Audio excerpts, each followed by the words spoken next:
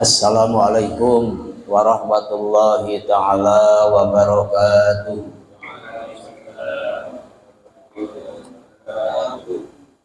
Alhamdulillahilladzi ja'alana fi hadhihi lailah linailil ilmi wal barakah. Asyhadu an la ilaha illallah wahdahu la syarikalah wa asyhadu anna Muhammadan abduhu wa rasuluhu la nabiyya ba'dah. Wa usalli wa usallimu ala sayyidina Muhammadin wa ala alihi wa man tabi'al huda ila yaumil qiyamah. Amma ba'du. Faqala Allah ta'ala bil Qur'anil Karim wa huwa asdaqul qailin. A'udzu billahi minasy syaithanir rajim. Walladzina yaknizuna adh-dhahaba wal fiddata wa la yunfikunaha fi sabilillah fabashshirhum bi'adzabin alim. Wa qala Nabi sallallahu alaihi wasallam, ma min sahibi dhahabin wala fiddatin la yu'addi minha haqqaha illa iza kana yaumal qiyamati sufihat lahu sufai min narin fa uhmiya alaiha fi nari jahannama fatukwa biha jabhatuhu wa janbuhu wa dhahruhu kullama faradat uidat lah. Alhamdulillah wa syukru ala ni'amillah. Dengan taksir kudrat Allah dan tahsis iradatnya, di saat ini kita semua bisa berkumpul lagi dalam rangka melaksanakan sebagian kewajiban dari Allah Subhanahu wa taala dan melanjutkan materi yang tertunda, kajian kitab Kifayatul Akhyar yang masih berkaitan dengan zakat, yaitu zakat mal, yang semoga dengan berkumpulnya kita menjadi wasilah dan juga sebabiyah selalu bertambahnya taufik dan hidayah, maghfirah dan inayah dari Allah Subhanahu wa taala. Amin ya rabbal alamin. Salawat beserta salam selamanya dilimpah curahkan kepada junjungan kita semua, yakni habibana wa nabiyana sayyidina wa maulana Muhammad sallallahu alaihi wasallam. Tidak lupa kepada para keluarganya, para sahabatnya, para tabi'atnya hingga kita semua, yang semoga kita semua selalu diakui menjadi umatnya yang mendapat syafaat darinya terutama di yaumul qiyamah. Amin ya rabbal alamin. Yang saya hormati Bapak Pengatur waktu penata acara, juga yang saya hormati Bapak Ketua DKM beserta jajarannya, para ustaz, para tokoh agama, para tokoh masyarakat, hadirin mustami'in semuanya, walaupun tidak disebut satu persatu, tidak mengurangi rasa takdim dan hormat saya, yang semoga semuanya bertambah rahmat dan barokah dari Allah Subhanahu wa taala. Amin ya rabbal alamin. Hadirin yang sama-sama mengharap ridha dan rahmat Allah Subhanahu wa taala. Alhamdulillah, setelah kita mengetahui sebagian daripada zakat mal yang harus dikeluarkan daripada mawasi, yaitu adalah hewan ternak dan juga syarat-syaratnya. Kemudian melanjut kepada zakat mal yang berupa emas dan perak. Wa amal asmanu fasyai'ani. Adapun yang bersifat logam berharga, yaitu ada dua. Jadi zakat mal yang bersifat logam berharga itu ada dua jenis. Yang pertama adalah ad-dhahab, yaitu emas, wal fiddatu, dan yang kedua adalah perak. Jadi ini adalah jenis logam yang berharga. Jadi kalau emasnya bukan logam, itu mah zakat fitrah masuknya. Ya. Seperti Mas Joko gitu kan. Ya. Mas Bejo ya. Itu masih kepada zakat fitrah ya, bukan kepada zakat mal ya. Jadi yang maksudnya kepada zakat mal adalah jenis logam yang berharga, yaitu emas dan perak. Dan ini kita mengkajinya baru zakat mal yang bersifatnya syarat-syaratnya, karena rincian-rinciannya nanti ada pasal-pasal tertentu di depan yang berkaitan dengan zakat tijaro, yang berkaitan dengan zakat mawasi, yang berkaitan dengan zakat asman, zakat simar, zakat juru gitu. Nanti di depan ada pasal-pasal khusus untuk rinciannya. Jadi untuk sementara ini adalah syarat-syaratnya saja. Jadi jenis-jenis zakat mal itu adalah, diantaranya adalah zakat logam berharga, hanya 2 jenis. Jadi kalau besi mah tidak wajib. Punya besi sekintal gitu, dan tidak wajib dikeluarkan zakatnya. Gitu. Punya baja ringan misalnya, punya stainless gitu. Ya kalau jual beli ya maksudnya ke tijaro. Jadi harus kita ketahui jenis yang bersifat logam berharga itu hanya 2, emas dan perak. Sedangkan syarat mengeluarkan zakatnya fihi mahom satun. Syarat mengeluarkan zakat dari emas dan perak itu ada 5. Jadi tidak sembarangan dikeluarkan zakatnya. Karena kadang-kadang banyak orang yang menuntut kepada orang yang tidak berzakat itu kadang-kadang tidak tahu syaratnya. Kalau si fulan tidak zakat, si fulan kaya tapi tidak zakat. Kadang-kadang yang menilainya juga tidak tahu syarat-syaratnya. Gitu. Yang pertama, yang 5 itu adalah Islam. Agamanya harus Islam. Ya kalau non muslim punya emasnya 1 ton misalnya, jangan dituntut zakat. Karena secara agama kita ya, karena beda agama gitu. Tapi mereka itu kan boleh gak diambil misalnya sebahagiannya, dicolong, dicuri, ya tidak boleh. Tidak boleh dirampas. Kenapa? Walaupun beda agama, kalau mereka tibi dan sifatnya damai dengan umat Islam, tidak saling mengganggu, itu haram hukumnya mengganggu hartanya. Karena melindungi, yaitu kafir dimi itu hukumnya adalah wajib. Yang dilindunginya apanya? Dirinya, jiwanya, hartanya, kehormatannya wajib dilindungi. Seperti kita melindungi, yaitu saudara seagama. Tidak boleh diganggu. Itulah dia. Maka yang muslim kalau punya emas atau punya perak, kalau sudah nisab, sudah mengenai kebatasan wajib dikeluarkan zakatnya, maka dikeluarkan zakatnya. Berapa nisabnya? Nanti di depan di pasalnya. Bahkan perintah Allah Subhanahu wa taala yaitu walladzina yaknijuna ad-dhahaba wal fiddata wala yunfikunaha fi sabilillah fabashshirhum bi'adzabin alim.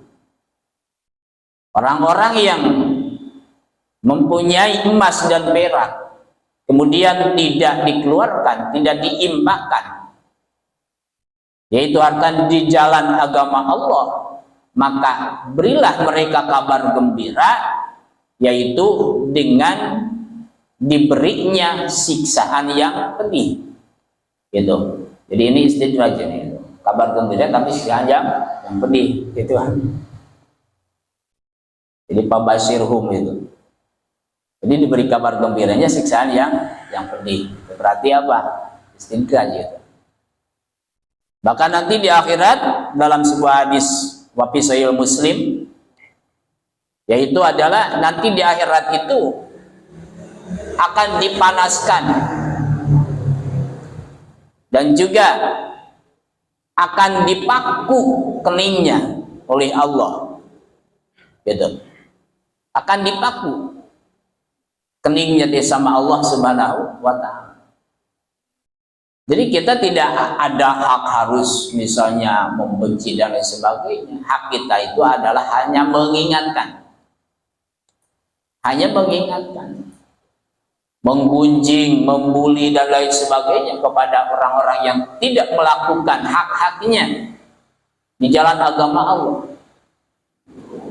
Kita mah hanya memberitahu kalau kita tahu. Kalau kita belum tahu berarti mencari tahu apabila Allah memberikan kepada kita. Gitu. Jadi bisa diambil kesimpulan kenapa misalnya manusia ada yang kaya, ada yang miskin. Bisa saja yang miskin karena Allah menakdirkan orang itu ditakdirkan orang miskin karena Allah itu menyayanginya, karena belum diberi ilmu untuk cara mengatur harta di jalan yang diridhoi oleh Allah, gitu. Dan juga ada orang yang miskin tapi diberitahu cara ngatur hartanya di jalan agama Allah, maka oleh Allah akan disandingkan dengan orang yang kaya yang tidak tahu cara mengaturnya. Nah, di situ terkadang seperti itu.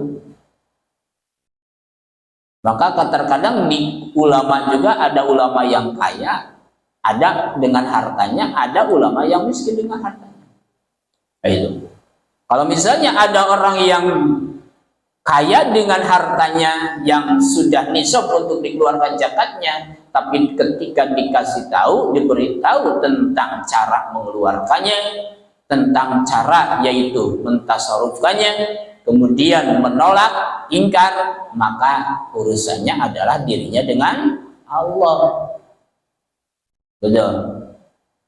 Jangan sampai misalnya dijauhi aja orang tua kayak gitu mah, gitu misalnya itu dijauhi. Jangan. Bahkan terkadang kita harus benar-benar mengetahui ketika ada para kiai dekat dengan orang-orang kaya itu bukan berarti itu menginginkan hartanya, bukan. Karena tugas mereka khawatir kalau punya harta tidak tahu cara mengeluarkannya dan mentasarufkannya. Itu mereka. Karena tidak semua kiai tidak mengetahui secara kasar dalam keadaan harta orang. Tidak semua. Bahkan banyak kiai yang diberi harta sama orang kaya. Misalnya orang kaya itu kayaknya dari hasil serong dengan Allah. Itu kan. Serong dengan Allah berarti puja. Misalnya. Dikasihkan ke seorang kiai, pasti diterima, Pak. Gitu. Tidak langsung ditolak, pasti diterima. Tapi walaupun diterima tidak akan dipakai. Itu. Bahkan disimpan sampai membusuk. Sampai rapuh gitu. Banyak saya melihat di kiai-kiai seperti itu.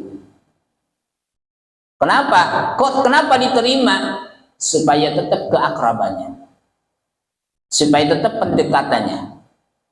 Dan ketika orang tersebut yaitu menginginkan pemahaman-pemahaman tentang keagamaan itu tidak susah untuk masuknya.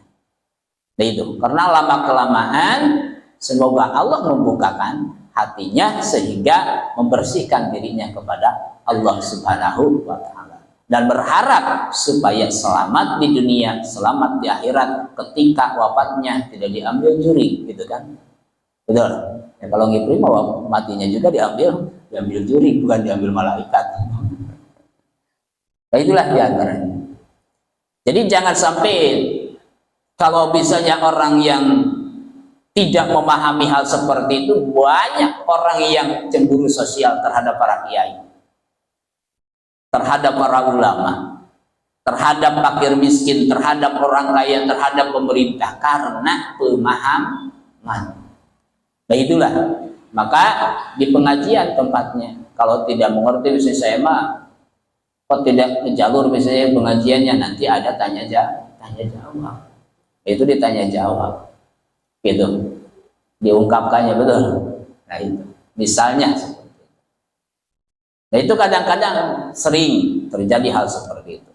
Bahkan kadang-kadang kok ada orang kaya tapi kelihatannya gak sedekah, gak peduli terhadap yaitu fakir miskin. Mungkin di lingkungannya tidak kelihatan, mungkin sedekahnya kepada saudaranya yang ada di tempat jauh karena mementingkan saudaranya dulu. Nah, seperti itu. Terkadang seperti itu. Tapi kalau dari zakat fitrah, mohon maaf. Kalau zakat fitrah itu utamakan lingkungannya. Diutamakan membagikan mustahik itu yang ada di lingkungan. Jangan sampai misalnya dari satu masjid dilempar ke luar daerah. Gitu. Tapi saya tidak terlalu kecewa misalnya kalau di Kondang Jaya ada salah satu masjid, misal ketika pembagian zakat fitrah itu ada yang didistribusikan keluar Kabupaten Karawang. Tapi hanya menyayangkan. Kalau kecewa itu kan urusan dia dengan Allah, betul. Itu. Tapi hanya menyayangkan. Ikut ngaji, soleh. Berarti tikus yang soleh. Nah itu, biarkan saja, karena dia lagi kebingungan, Pak. Lagi kebingungan.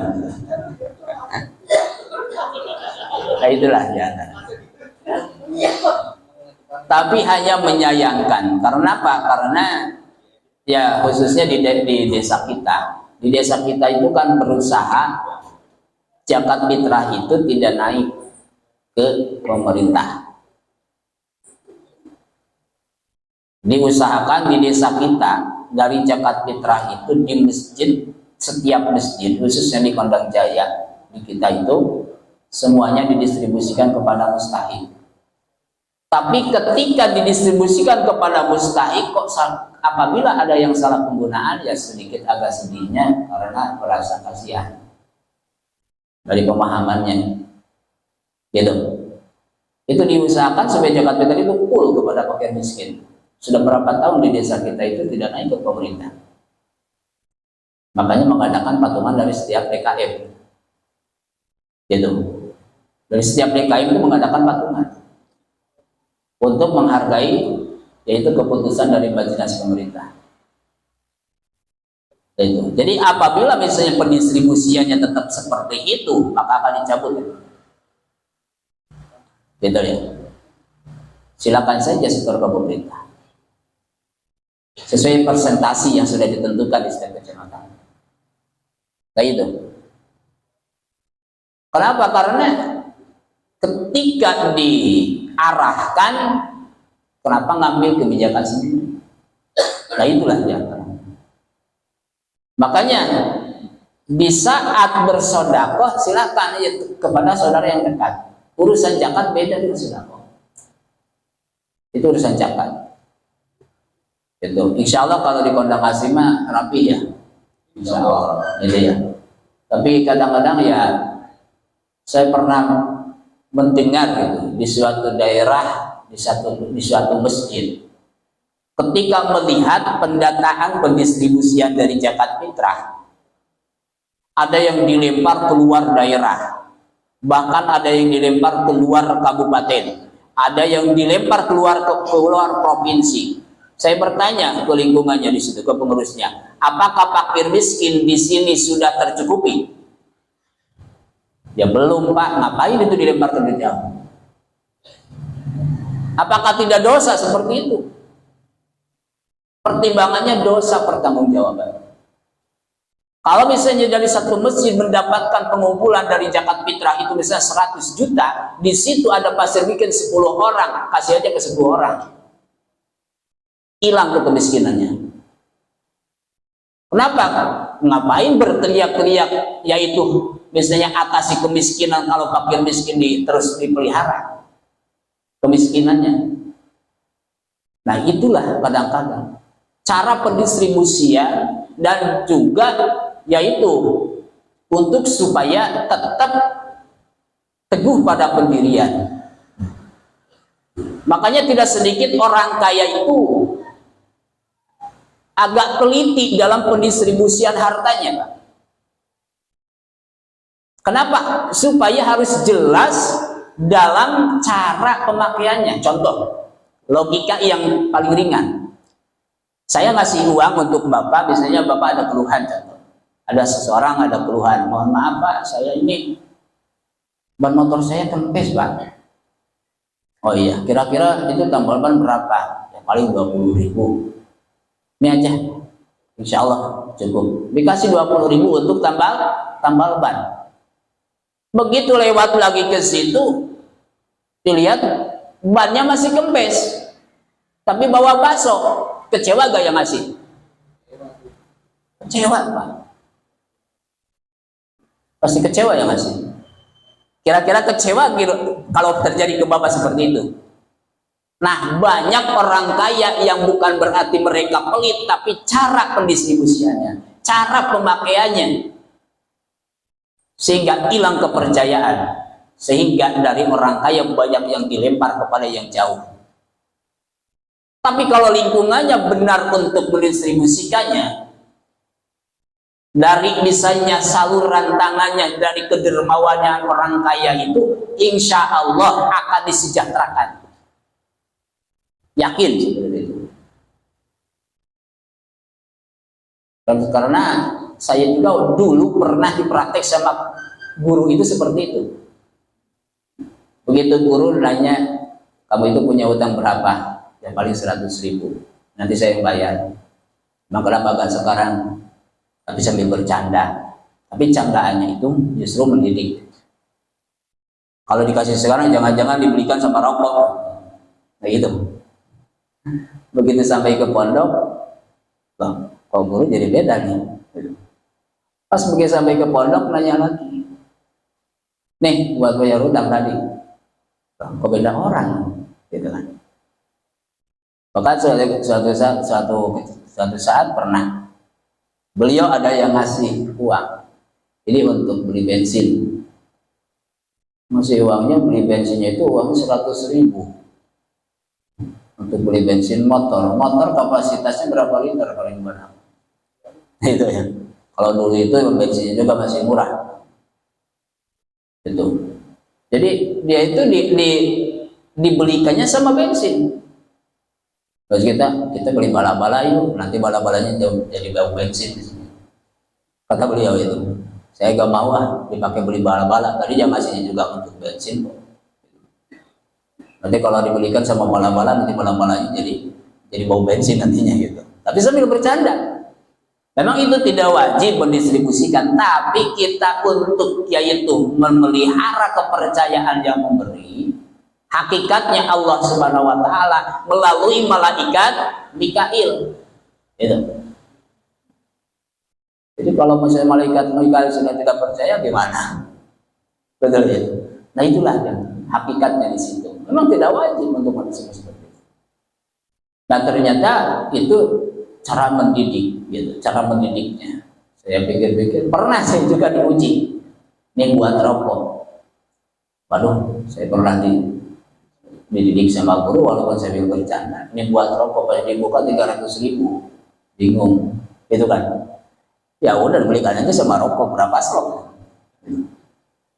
Makanya kalau kasih ke saya itu jangan misalnya nih buat rokok, jangan gitu.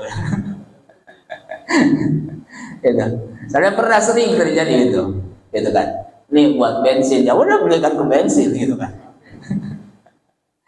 Memang itu tidak wajib, tapi untuk yaitu kita memelihara kepercayaan, gitu, kepercayaan itu harus istiqomah gitu pendiriannya.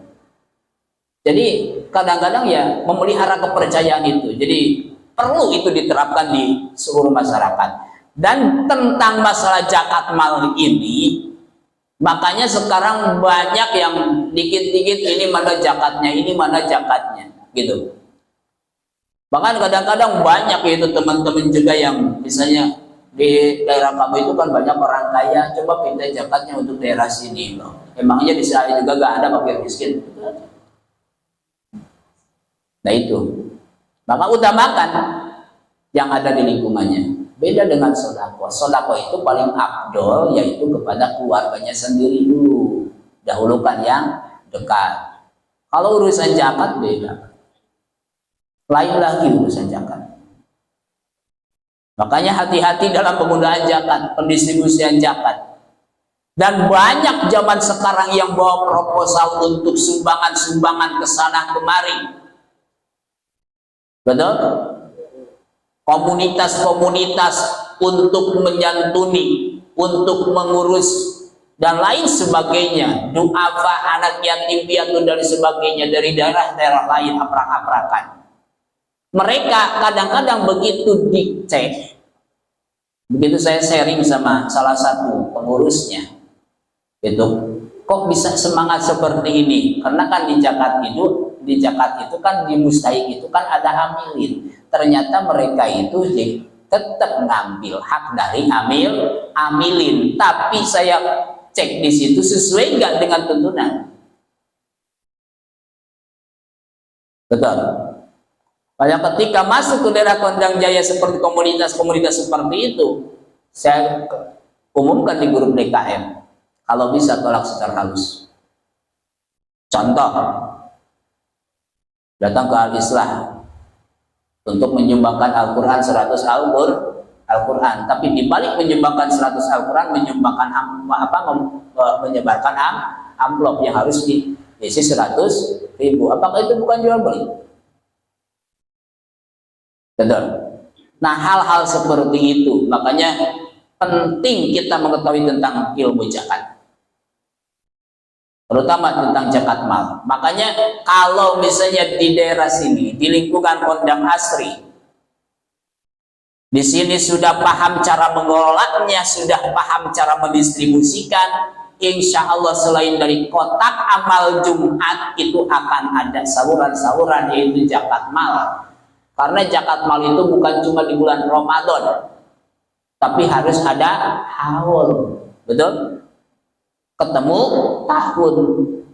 Kalau mulai startnya yaitu di bulan Desember, berarti nanti zakatnya di bulan Desember. Tapi ambillah kalau dalam urusan zakat, yaitu yang paling akurat yaitu dengan bulan Hijriah saja. Kalau misalnya di Rabiul Awal, berarti nanti dikeluarkannya di Rabiul Awal. Sedangkan nasib orang yang ada di lingkungan itu tidak semuanya mengawalinya di bulan itu semua. Nah itu, maka insya Allah akan sejahtera. Bagaimana kalau dari zakat mal misalnya dipakai sebagian untuk bangunan masjid? Boleh. Boleh. Makanya dibuka saja di sini kepengurusannya zakat mal. Nanti ketransparanan itu yang paling penting. Misalnya pemasukan dari zakat mal dari sebulan, di situ pengeluarannya kepada mustahik sekian dipakai untuk bangunan sekian, itu boleh. Beda dengan zakat fitrah. Kalau zakat fitrah untuk bangunan itu hilafiyah, hanya Syekh Kopal yang membolehkan. Dari zakat fitrah yaitu disalurkan untuk bangunan fasilitas umum atau bisa sarana ibadah, yang membolehkan hanya Syekh Kopal. Gitu. Itu yang membolehkan. Tapi yang muktamad tetap distribusikan kepada mustahik yang 8. Nah itulah diantaranya. Maka di sini tentang zakat emas dan perak apabila sudah nisab, dan syaratnya adalah satu adalah agamanya Islam. Yang kedua huriyah, orangnya bukan abid.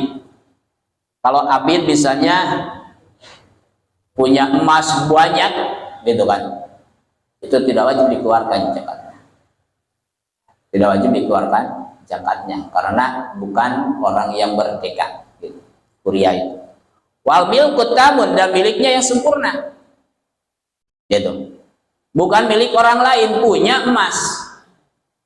Tapi bukan milik sendiri. Gitu. Hanya orang yang nyimpen saja, ikut nyimpen, ditampung, gitu kan. Nah itu tidak wajib dikeluarkan zakatnya. Karena bukan milik sendiri, gitu. Kemudian wali sobu, dan juga sudah sampai batasan, gitu. Sudah sampai ke batasan wajib dikeluarkan zakatnya, yaitu nanti di depan ada wa waluni sobi dahab isruna miskol.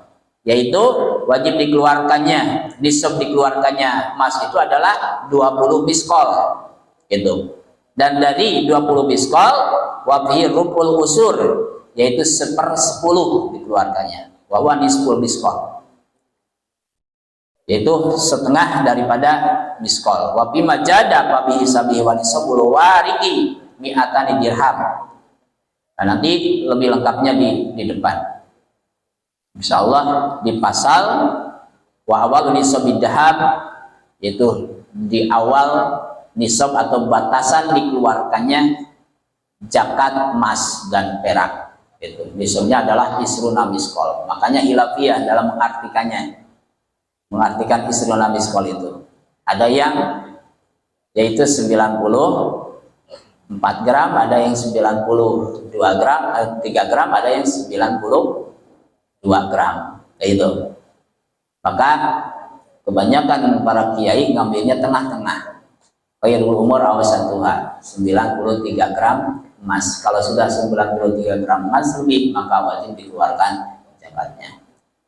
Itu pun apabila emasnya tidak dipakai, gitu, tidak dipakai. Kalau misalnya emasnya dipakai, misalnya semuanya 1 kilo di leher, misalnya 1 kilo di tangan, misalnya gitu, itu mah tidak wajib dikeluarkan zakatnya, gitu.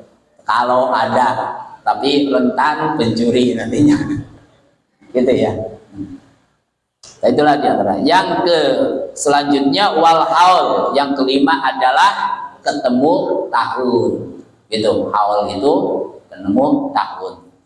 Kalau beli emasnya, punya emasnya, yaitu di bulan Rabiul Tsani atau Rabiul Akhir, maka nanti dikeluarkan lagi zakatnya itu di tahun Rabiul Akhir, gitu.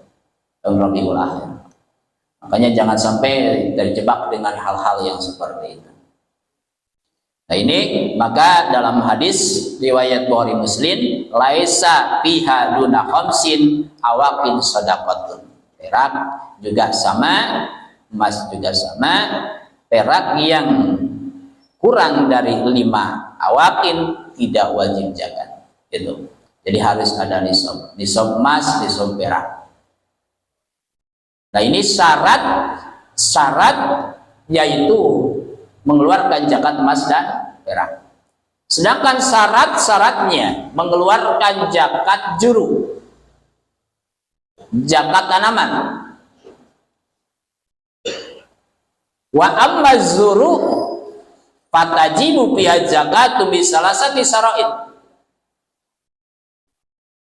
Adapun tanaman maka wajib dikeluarkan zakatnya, yaitu apabila ada 3 syarat. Jadi ada 3 syarat ketika mau mengeluarkan zakat juru, zakat tanaman. Gitu. Ayyakuna mimma yajra'u adamiyun wa ayakunna hutan mudakharan wa ayakunna nisaban.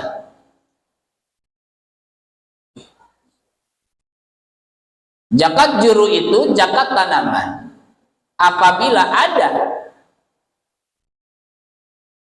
yaitu yang menanamnya itu adalah adamiyun, orang yang menanamnya, ada orang yang menanamnya.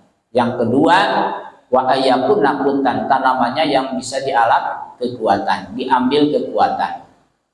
Yang ketiga adalah yang kedua ayakun nakutan mudakharan, yaitu tanamannya yang bisa diambil kekuatan, yang mukti, yang bisa disimpan.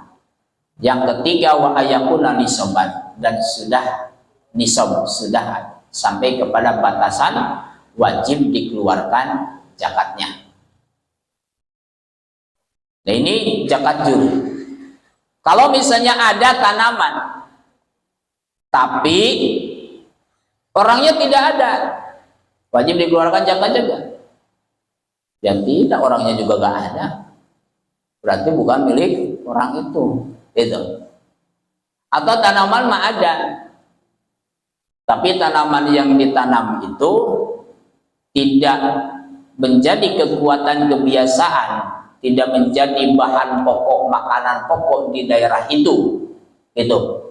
Maka tidak wajib dikeluarkan zakatnya, gitu. Punya tanaman misalnya gitu, banyak tanaman buah-buahan, namanya itu buah rambutan, beberapa hektar, dukuh beberapa hektar misalnya gitu kan. Tapi itu bukan makanan pokok, maka tidak dikeluarkan zakatnya walaupun begitu panen beberapa ton, gitu. Tidak wajib dikeluarkan zakat dari tanaman. Sedangkan lumrahnya di daerah kita, khususnya di Karawang, yang diambil kekuatan itu yang menjadi bahan pokok, makanan pokok itu adalah beras, gitu, nasi, berarti ya, gitu. Itu mau apa sajalah bahasanya. Mau padi silahkan, gitu ya. Mau yang mengatakan beras ya silahkan, mau dikatakan nasi ya silahkan, gitu ya. Kalau misalnya orang yang paham ilmu bilago tidak akan usil dengan bahasa itu, karena ada mimbabi lakil hoswironatil gitu kan. Itu lagi antaranya. Kalau padi emangnya mau makan padi tanpa digiling misalnya seperti itu. Biasanya itu yang usil dengan bahasa gitu kan. Yang usil dengan bahasa. Silakan saja. Gitu. Nasi lah itu. Karena nasi asalnya dari beras. Itu beras dari padi, gitu kan. Padi ditanam maka masuknya kepada curug. Nah ini apabila yaitu sudah sesuai dengan syaratnya, maka wajib dikeluarkan zakatnya. Sebagaimana firman Allah Subhanahu wa taala dalam surah Al-An'am ayat 141, wa atu haqqahu yauma hasadi. Tunaikanlah hak buah-buahannya pada waktu panennya. Gitu. Kalau misalnya yang bersifat buah-buahan. Kemudian di antaranya juga buah-buahan. Yang dimaksud juru di sini adalah juru yang diambil kekuatannya dan juga yang bersifat buah-buahan. Buah-buahan yang wajib dikeluarkan zakatnya adalah hanya korma dan juga anggur, gitu. Selain yaitu yang diambil, yang dijadikan makanan pokok. Dalam nanti di kitab terakhir halaman 152 ada pasalnya khusus wa nisabun juru wasimari khamsatu ausyaq qadruha alqul wasitu mi'at ritlin bil Baghdad, gitu. Wa bi majada pabihi sabi. Jadi lengkapnya dan rinciannya nanti ada pasalnya khusus. Jadi sabar, ini tentang membuka masalah zakat ini tidak cukup 1 bulan ya karena ngajinya juga kan seminggu sekali, gitu. Dan juga dari seminggu sekali, dari sebulan itu hanya dua kali kita lahirnya, karena yang 2 kalinya malam Selasa ketiga dan keempat diisi dengan kajian hikam, gitu, kajian tasawuf, supaya pertasawufnya itu memakai ilmu fikih dan memakai fikihnya juga disertai dengan tasawuf, dan tauhidnya juga itu harus benar-benar didahulukan, gitu. Insya Allah. Jadi nanti dalam buah-buahan juga tidak semua buah-buahan, hanya anggur dan kurma kalau buah-buahan, gitu. Kalau buah-buahan, jadi yang dikeluarkan zakatnya, dan juga nanti di dalam rinciannya harus bidui sholah, harus yang sudah yaitu keras bijinya, gitu. Nanti dijual beli juga sama, gitu. Jual belinya jangan sampai memborong buah-buahan yang masih berbunga, diborongkan. Saya borong nih buah, misalnya buah rambutan tapi rambutannya masih berbunga, jangan.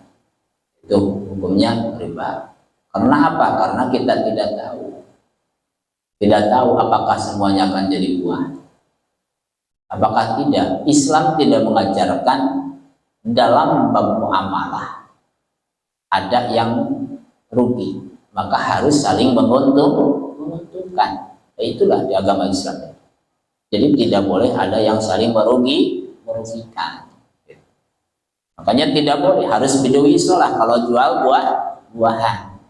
Gitu. Borong pete misalnya, petenya juga baru gitu. Baru keluar gitu kan dari jari-jarinya itu. Petenya juga baru misalnya berbunga, dibolongkan gitu. Makanya haram, tidak boleh gitu. Tidak boleh. Tapi kan ridho sama ridho, jangan melihat masalah ridho sama ridhonya. Kalau tidak sesuai dengan aturan. Gitu. Karena Allah itu Maha Rahman, Maha Rahim. Gitu. Menyayangi hambanya. Walaupun hambanya itu kadang-kadang sadar, kadang-kadang tidak disayang oleh Allah. Kita itu dimanja sebetulnya sama Allah. Dimanja, walaupun kita masih banyak kesalahan, tapi kita masih diberi rezeki oleh Allah. Betul? Kita itu dimanja. Gitu. Tapi kenapa kok tidak langsung ditegur oleh Allah? Itu kan. Itu yang kena teguran-teguran, makanya nanti akan dipinta pertanggungjawaban oleh Allah di akhirat. Gitu. Pertama ditanya, apakah kami tidak mengutus Rasul kepada kalian? Gitu. Apakah kami tidak mengutus yaitu pewaris Rasulnya juga kepada kalian? Apakah kamu itu tidak sadar ketika ditegur? Nah itulah. Tapi kalau tidak sadar dengan teguran, nanti sekaligus nanti ditegur di akhirat. Nauzubillah summa nauzubillah. Gitu. Makanya terkadang tidak sedikit orang yang jauh daripada ibadah kepada Allah, tapi kesehatannya bagus, hartanya juga banyak, misalnya gitu. Perjalanannya lancar, gitu. Apabila misalnya itu diberikan oleh Allah, setelah diberikan nasihat-nasihat melalui hambanya yang memahami, nanti sekaligus ditegurnya nanti di akhirat. Nauzubillah summa nauzubillah. Kalau kita kena teguran di dunia masih ada waktu untuk memperbaikinya. Tapi kalau kena tegurannya nanti di akhirat itu bahaya. Soalnya tidak ada waktu untuk memperbaikinya. Jangankan di akhirat, di alam kubur saja, di alam barzah. Kalau sudah ditegur, gak bisa memperbaikinya. Kalau di dunia kena teguran, masih bisa memperbaikinya. Minimal kita adalah bertaubatnya kepada Allah Subhanahu wa Ta'ala. Nah itulah. Jadi zakat juru ini adalah syaratnya hanya 3. Orang yang menanamnya harus ada tanamannya juga, yaitu yang diambil kekuatan atau yaitu bahan pokok atau makanan pokok, dan juga sudah sampai pada batasan atau yang disebut nisabnya. Ini adalah zakat juru. Wa ammas simar. Nah di sini setelah zakat juru adalah zakat buah-buahan. Tanaman juga ada yang bersifat tadi yang diambil kekuatannya, ada yang bersifat buah-buahan. Wa ammas simaru fatajibu zakata syai'aini minha. Itu yang barusan. Adapun buah-buahan yang wajib dikeluarkan zakatnya ada 2 perkara. Minha samarun nahli wa samarul karmi. Gitu. Yang pertama adalah buah anggur, yang kedua buah kurma. Samarun nahli buah kurma, samarun karmi yaitu buah anggur. Jadi kalau buah-buahan yang wajib dikeluarkan zakatnya hanya anggur dan kurma. Walaupun itu tidak diambil, yaitu bukan makanan pokok. Jadi kita punya tanaman anggur, kalau sudah misalnya sesuai dengan syarat, itu harus dikeluarkan zakatnya. Begitu juga punya kurma, kebun kurma. Gitu. Karena di Indonesia itu tanaman apa saja bisa tumbuh. Betul ya? Kurma tumbuh gak di Indonesia? Berbuah gak? Berbuah gak? Berbuah di Indonesia. Tapi banyak yang tidak berbuah, tidak tahu caranya. Nanam kurma itu bagaikan nanam salak. Harus dikawinkan. Tanaman salak di pinggir rumah akan berbuah gak kalau cuma satu? Tidak. Itu. Di Karawang ada gak kurma yang berbuah? Ada. Talagasari juga ada. Itu kan. Yaitu yang dulu kenang-kenangan Ahmad Toto atau Syekh Toto. Syekh Toto yang mengarang kitab Jamrul Mughni dulu di Karawang. Kitab suluk. Itu berbuah. Apalagi daerah Malang ya, sudah banyak, sudah banyak. Jadi apa saja di Indonesia yang tidak bisa. Makanya orang luar negeri itu ada yang bilang Indonesia itu miniatur surga. Miniatur surga. Jadi nyata apa yang dilakukan, yang dinyanyikan. Gitu, Indonesia itu. Tongkat bisa jadi tanaman, asal jangan tongkat besi. Gitu ya. Tongkatnya dari apa? Dari kayu mahoni bisa jadi tumbuh. Mahoni bisa tumbuh, hanya ditancapkan bisa tumbuh. Gitu. Apalagi singkong. Gitu kan. Nah itu subur negara kita. Tinggal kita benar-benar meningkatkan rasa syukur, meningkatkan bersyukurnya kepada Allah Subhanahu wa Ta'ala. Anggur di pinggir rumah bisa berbuah. Betul ya? Itu. Zaman sekarang kan kalau ada orang yang nanam padi di pot, kemudian buahnya lebat, itu kaget. Benar-benar bisa canggih zaman sekarang. Dari dulu juga nanam padi di darat itu bisa. Di gunung-gunung itu banyak kan, kampung-kampung. Kalau bahasa Sunda disebutnya parehuma gitu kan. Betul ya, tumbuh gitu. Perawatannya gitu, perawatannya saja. Cuma manusia zaman sekarang banyak yang ingin instan gitu. Padahal kalau diselidiki tidak ada yang instan. Ada gak yang instan? Gak ada yang instan, Pak. Enak kok, kerjanya cuma duduk aja di meja gitu, tanda tangan dapat uang langsung. Yang enak itu karena sudah berbuah. Capeknya dulu waktu kecilnya belajar gitu. Betul ya? Gitu. Kalau sudah melihat buahnya, jadi kalau melihat kesuksesan orang itu jangan dilihat, jangan dipelajari ketika sudah suksesnya, tapi pelajari sebelum suksesnya. Nah itu yang harus dipelajarinya. Gitu.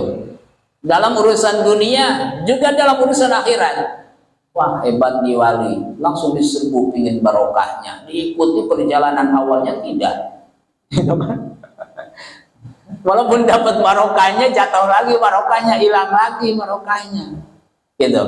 Apalagi tidak tahu tentang barokah, nyerbu kepada wali, mendekati para wali. Gitu. Ketika tidak ada apa-apa terhadap diri, menjelek-jelekan wali, bisa kewalat.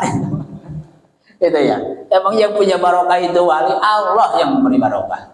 Gitu. Tapi Allah berjanji ketika kita berbuat baik kepada hamba-Nya yang dicintai oleh Allah, maka Allah pun akan memberikan sesuatu pada hamba itu. Nah itu.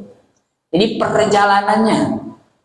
Biasanya ada seseorang sukses dalam urusan dunianya di umur 50 tahun. Tanyakan, dulu waktu seumuran saya misalnya. Saya baru umur 15 tahun. Dulu kamu itu waktu umur 15 tahun apa saja yang dilakukan? Emangnya mau ngapain? Mau sukses seperti kamu? Baru masuk logika. Betul ya? Jadi prosesnya yang harus dijalani. Ketika kita memakan gorengan, ada gak gorengan? Dimakan gorengannya gitu kan. Kita makan gorengan, enak banget nih gorengan nih. Enak banget nih kopi misalnya, nanti kopinya ya, jangan sekarang. Gitu. Kita mau membuat gorengan langsung jadi seperti itu, bisa gak? Tanyakan bahannya dari apa, prosesnya seperti apa, baru bisa jadi. Nah itu, kesuksesan dalam urusan dunia pun sama, kesuksesan dalam urusan akhirat pun sama. Makanya Rasul bersabda, man lahu, gitu kan? Man aroda dunia fa'alaihi bil ilmi, wa man aroda al akhirah fa'alaihi bil ilmi, wa man aroda huma fa'alaihi bil ilmi. Orang yang berharap dunia, ilmunya cari. Orang yang berharap akhirat, ilmunya cari. Orang yang berharap kedua-duanya, dunia dan akhirat, cari ilmunya. Itu sabda Rasulullah Sallallahu Alaihi Wasallam. Man arada dunia fa'alaihi bil ilmi, wa man arada akhirah fa'alaihi bil ilmi, wa man arada huma fa'alaihi bil ilmi. Nah itu. Nah ini tentang masalah zakat juga. Kembali lagi kepada urusan masalah zakat tadi. Jadi zakat buah-buahan hanya dua. Jadi punya rambutan, punya buah. Apa yang sekarang banyak kan jenis buah-buahannya. Gitu. Mangga, manggis dan lain sebagainya. Mangga pun jenis-jenisnya banyak. Itu tidak termasuk kepada buah-buahan yang wajib dikeluarkan zakatnya. Tapi kalau penghasilan keluarkan infaknya, biar tidak terus-terusan membusuk, gitu kan. Biar yaitu terjaga hartanya. Gitu. Nah itulah diantaranya. Sedangkan syarat mengeluarkan zakat daripada buah-buahan anggur dan kurma itu ada 4 syarat. Yang pertama orangnya Islam, yang kedua merdeka, yang ketiga miliknya yang sempurna dalam arti milik sendiri bukan milik orang lain. Yang kelima adalah nisab, sudah yaitu sampai pada batasan wajibnya dikeluarkan zakatnya. Sebagaimana dalam hadis Rasulullah SAW, amar Rasulullah SAW, ayuh rasul inabu kama yuhrasun nahlu wa tukhada zakatuhu jabiban kama tukhadu sadaqatu nahli samra. Itu seperti yang diriwayatkan oleh Imam Bukhari. Jadi dasar hadisnya tentang buah-buahan yang dikeluarkan hanya anggur dan kurma, gitu. Dengan syarat yaitu 4 perkara. 1, orangnya Islam. Yang kedua, orangnya yaitu merdeka bukan abid. Yang ketiga, bukan milik orang lain tapi miliknya sendiri, yaitu tanpa ada kaitan, tanpa ada kerjasama dengan orang lain, jadi milik sendiri dengan sempurna. Yang kelima, yang keempat adalah nisab. Tinggal yaitu yang terakhir, wa amma urudut tijarah, adapun yaitu harta yang bersifat dagangan, fatajibut zakat, maka wajib dikeluarkan zakatnya dalam tijarah ataupun harta dagangan bisyara'itil mazkur, dalam syarat yang diceritakan, syarat-syarat yang diceritakan fil asmani, dalam zakat asman. Asman itu adalah logam berharga. Jadi syarat mengeluarkan harta yang bersifat jual beli atau dagangan, maka syaratnya berarti syarat yang tadi di dalam syarat mengeluarkan zakat asman. Asman itu berarti logam yang berharga, yaitu emas dan perak. Syaratnya sama, yaitu ada 5. 1, agamanya Islam. Yang kedua, merdeka. Yang ketiga, milik yang sempurna. Jadi modal usaha dagangnya itu bukan modal kerjasama, gitu. Itu yang dikeluarkan zakatnya, gitu. Makanya kenapa saya tidak terlalu dekat dengan para pedagang, apalagi misalnya mencari cara supaya mudah memberi ke kita, itu kan karena tahu, gitu. Karena memang dulu itu saya miskin pernah, kaya pernah, sekarang juga miskin masih, gitu kan. Ya MUI termiskin di Indonesia mungkin MUI Kodam Jaya, gitu kan. Nah itulah diantaranya. Itu kenapa? Karena di MUI itu kan berjuangnya paling utama karena pertanggungjawaban nanti di akhirat. Maka pengelolaannya saja yang paling utama. Maka itu adalah tentang masalah urusan perdagangan. Ya memang dulu pernah mengelola, waktu kecil juga pernah. Orang tua itu ya memang tukang jualan, gitu. Jadi bisnisnya adalah toko kelontongan. Nah, itu jadi mengetahui, jadi ada modalnya itu, kalau modal kerjasama berarti belum dikeluarkan zakatnya, harus modal sendiri. Dan rumus pedagang itu seperti apa? Tidak ada Pak orang yang jual beli ataupun misalnya yang punya toko, tidak ada yang punya toko tidak punya utang, tidak ada, Pak. Kenapa? Walaupun dibersihkan, contoh misalnya tetangga ingin ikutan, saya nggak punya pemasukan nih, saya nitip gorengan di kamu, boleh nggak? Boleh. Berarti kan yang punya siapa? Punya orang. Nah negara kita juga sama. Jadi jangan sampai banyak yang berteriak-teriak negara kita itu banyak utangnya. Negara mana yang tidak punya utang?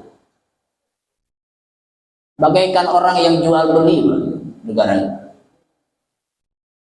Kalau misalnya tidak ada kerjasama dengan negara lain, bisakah kita ke Mekah melaksanakan ibadah haji?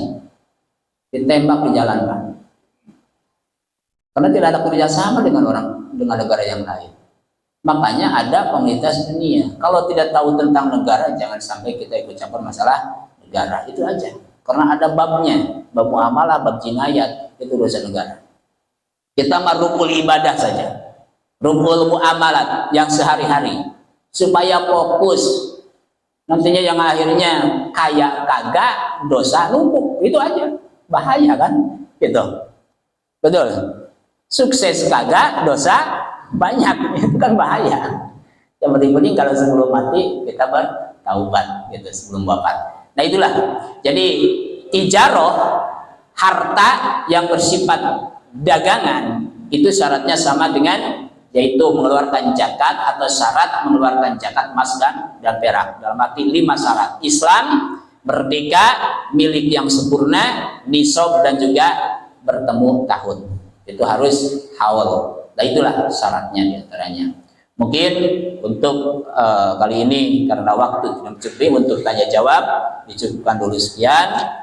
Tinggal nanti wa awal nisabil ibil, yaitu menjelaskan tentang nisabnya, batasan-batasan yang diawali dari harta ternak, gitu kan, harta yang bersifat hewan ternak, awal nisabnya dan cara pengelolaannya. Insya Allah semoga kita panjang umur dan Allah memberikan kelancaran kepada kita di malam Selasa yang akan datang. Mungkin untuk kali ini dicukupkan dulu sekian.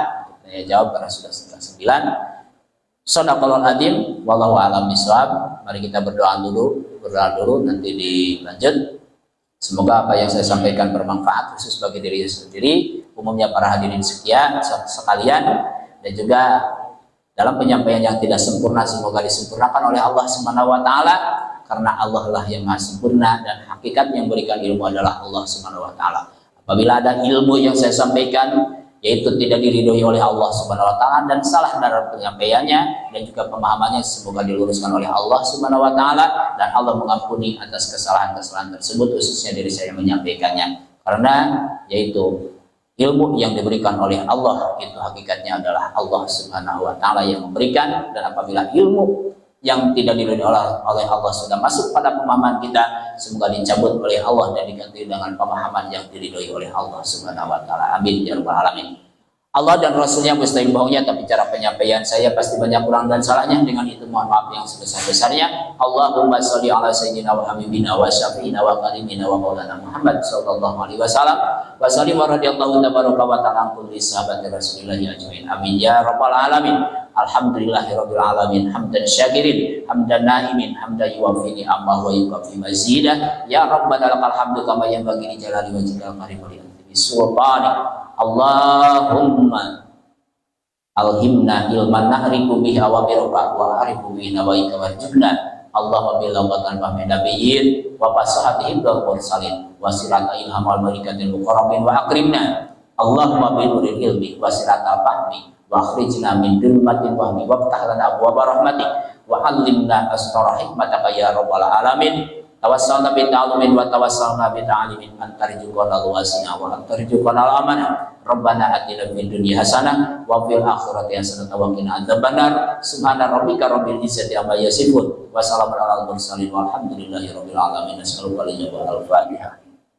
A'udzu billahi minasy syaithanir rajim. Bismillahirrahmanirrahim. Alhamdulillahi rabbil alamin arrahmanir rahim maliki yaumiddin. Iyyaka na'budu wa iyyaka nasta'in ihdinas siratal mustaqim siratal ladzina an'amta 'alaihim ghairil maghdubi 'alaihim waladdallin. Rabbighfirli wa li walidayya. Amin. Wallahu a'lam bishawab. Wassalamu alaikum warahmatullahi wabarakatuh.